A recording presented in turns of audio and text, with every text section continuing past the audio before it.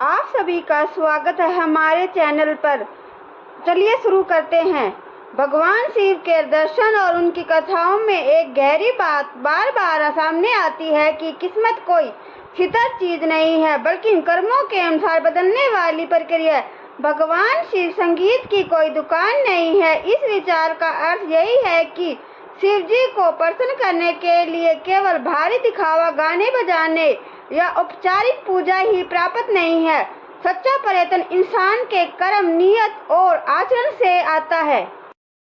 भगवान शिव को भोलेनाथ कहा जाता है क्योंकि वे सरलता और सच्ची भक्ति से जल्दी प्रसन्न हो जाते हैं, लेकिन इसका यह मतलब नहीं है कि बिना कारण किसी की किस्मत बदल देते हैं। उनकी कृपा भी उन पर ही होती है जो अपने कर्मों से योग्य बनता है।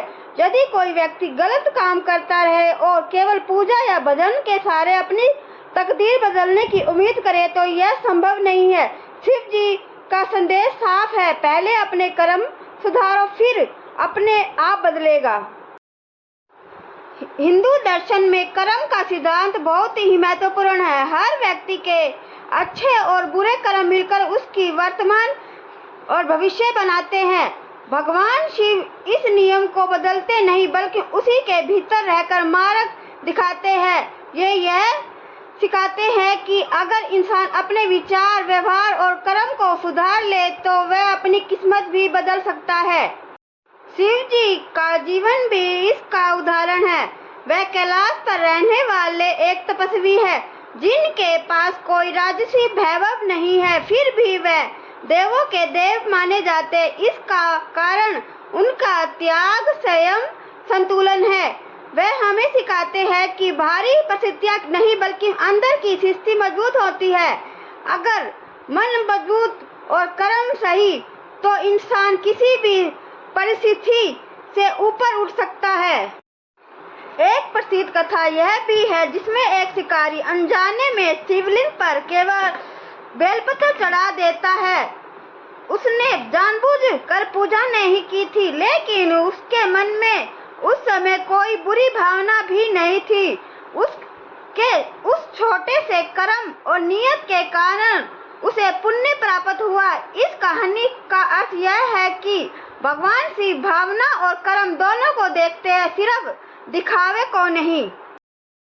इसी तरह रावण का उदाहरण भी सामने आता है। उसने कठोर तपस्या करके शिव जी को प्रसन्न किया, अनेक वरदान प्राप्त किए, लेकिन उसके अहंकार और गलत कर्मों के अंत में उसे विनाश की ओर ले गए। इससे यह स्पष्ट होता है कि केवल भक्ति या वरदान ही प्राप्त नहीं है, सही कर्म और विनम्रता भी जरूरी है। संगीत की दुकान वाला विचार हमें यह समझाता है कि भगवान को खुश करना कोई लेन देन का व्यापार नहीं है। ऐसा नहीं कि जितना ज्यादा भजन या पूजा करेंगे उतना ही ज्यादा फल मिल जाएगा। असली बात तो यह है कि इंसान अपने जीवन को कितना बदलाव लाता है। अगर कोई व्यक्ति ईमानदारी से काम करता है, दूसरों की मदद करता है और अपने कर्तव्यों को निभाता है तो वह सच्चा पूजा करता है। भगवान शिव का तांडव भी इस बात का प्रतीक है कि जीवन में परिवर्तन अनिवार्य है। जो व्यक्ति अपने पुराने गलत कर्मों को छोड़कर नए और अच्छे रास्ते पर चलता है वही अपनी किस्मत बदल सकता है। शिव जी विनाश के देवता भी है, लेकिन यह विनाश बुराइयों का होता है ताकि नया और बेहतर निर्माण हो सके। अंत में यह कहा जा सकता है कि इंसान अपनी किस्मत खुद बनाता है और भगवान शिव उसे सही दिशा दिखाते हैं। वह हमें सिखाते हैं कि सच्ची भक्ति कर्मों में होती है, न कि केवल शब्दों में, रस्मों में। अगर हम अपने जीवन में ईमानदारी, धैर्य और करुणा लाए तो किस्मत बदलना संभव है।